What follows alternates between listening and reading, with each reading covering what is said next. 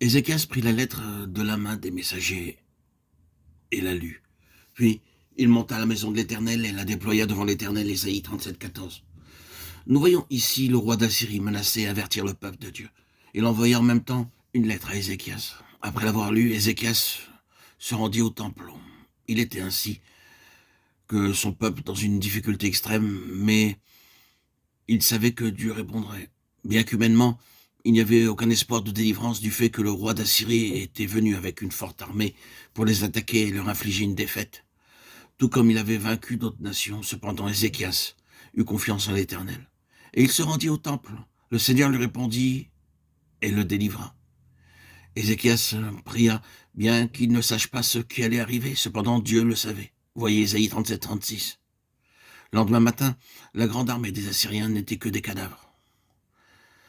La leçon que nous apprenons ici est la suivante. Lorsque l'ennemi nous attaque de différentes manières, notre âme, notre unique arme, est de nous agenouiller dans la prière.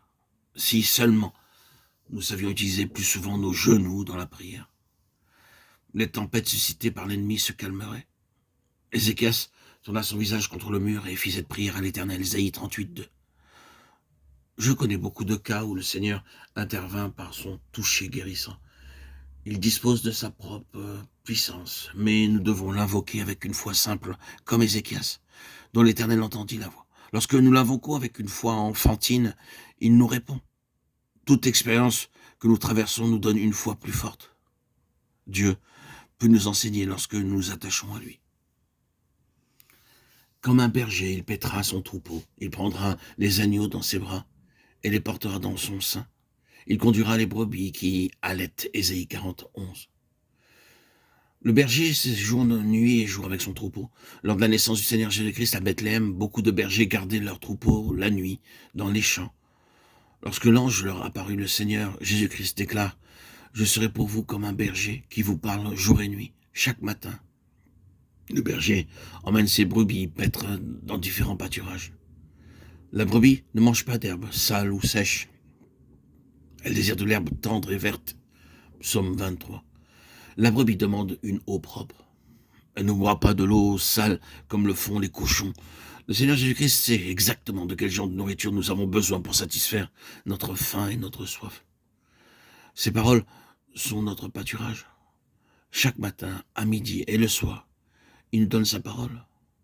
Le matin, nous recevons le plan céleste pour la journée. À midi, nous recevons la force pour ce qui reste de la journée. Et le soir, Dieu nous sonde avant que nous allions au lit.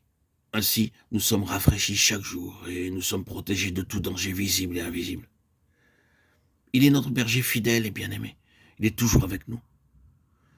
Les brebis ont le don de reconnaître la voix du berger. Bien qu'à beaucoup d'égards, elles soient très stupides, cependant, elles ont le pouvoir de reconnaître la voix de leur maître. Le Seigneur Jésus-Christ dit « Elles ne suivront point un étranger parce que leurs oreilles sont sensibles à la voix de leur maître. » C'est le privilège du croyant que d'entendre la voix du Seigneur Jésus-Christ et de le suivre. Où qu'il aille, nous devons le suivre, sans poser la question. Il nous faut savoir reconnaître, entendre chaque jour la voix du berger et de le suivre ainsi, avec une pleine confiance tout au long de notre journée.